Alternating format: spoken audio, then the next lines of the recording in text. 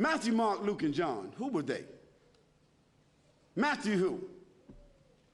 Mark who? Luke who? And John who? What were their last names? When did they write?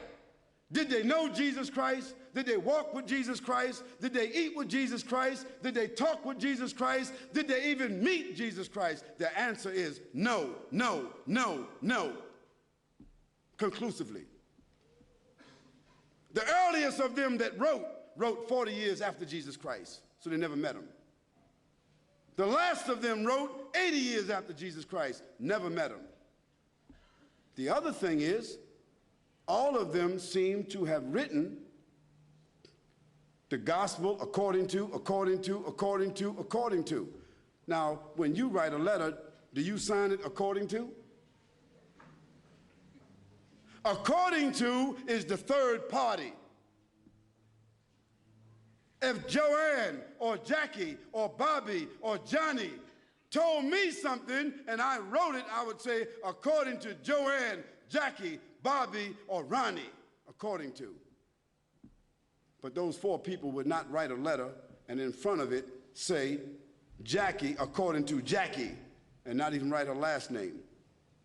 Because if Jackie wrote me a check and only said Jackie, I couldn't cash it. And if I was a policeman and I stopped Jackie on the road and she had a license that only said Jackie, she's going to jail.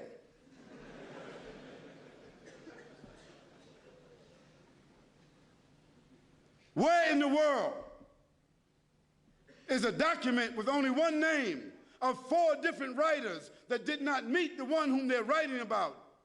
Where is that accepted in the whole world? Nowhere except in the Bible.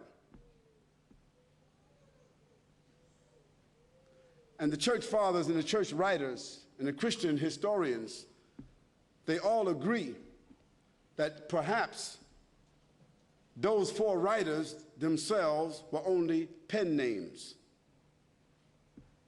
Because a writer would not write his first name according to. And there's a great amount of suspicion that the man called Paul, Saul of Tarsus, that because he wrote all the books from Acts all the way to the end of the New Testament, how many books is that? How many? 16, 15, 17, 19? All the books of Acts on, Colossians, Ephesians, Corinthians, Romans, Galatians, all of those books are written by whom?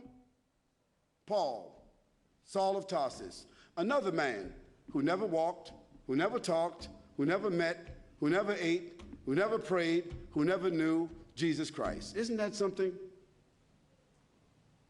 Now here we find four writers and another one between them that wrote all the New Testament books that never talked, never walked, never ate, never prayed, never met the man called Jesus Christ. Yet in their words, the first mentioning of the Trinity came from where? From Jesus or from them? The first mentioning of Jesus being divine, a man God, came from whom? From them. The first mentioning that Jesus is the Son of God came from whom? From them.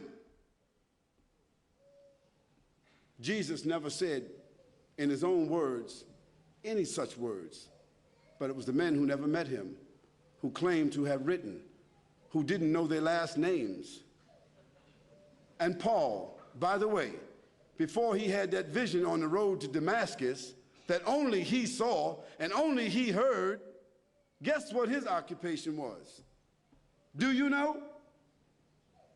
He was a bounty hunter, a hunter of Christians, hunting them down like animals, binding them and bringing them to where? To Rome so that they could be executed.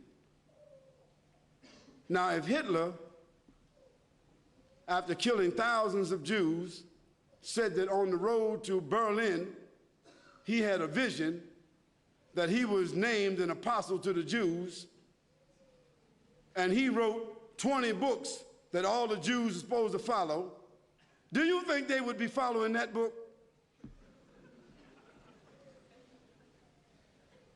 I don't understand how people just don't read history. This is not what Khaled said, so don't get angry with me. This is your own scripture, your own Bible scholars, their own church fathers. All of them agree that Paul never met Jesus, that Matthew, Mark, Luke, and John never met Jesus. By the way, they were not disciples, nor were they walkers and talkers of the disciples. They were just writers and historians.